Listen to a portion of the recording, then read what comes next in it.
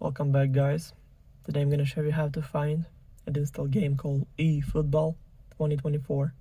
So first thing first, open App Store, click on the blue icon right here in your home screen, then make sure that you log in on your Apple ID account, then click on the search button right here, and in the search bar typing eFootball 2024 and go search right here. Then scroll down a little bit until you find the game. So click on that, then click Get, then Install, then confirm installation through Face ID or Touch ID or using password from your Apple ID account. So now it's all done. The game is 2.89 gigabytes. Also, all links will be in the description of this video. Hope you guys enjoy. Thank you for watching. Please like and subscribe for more.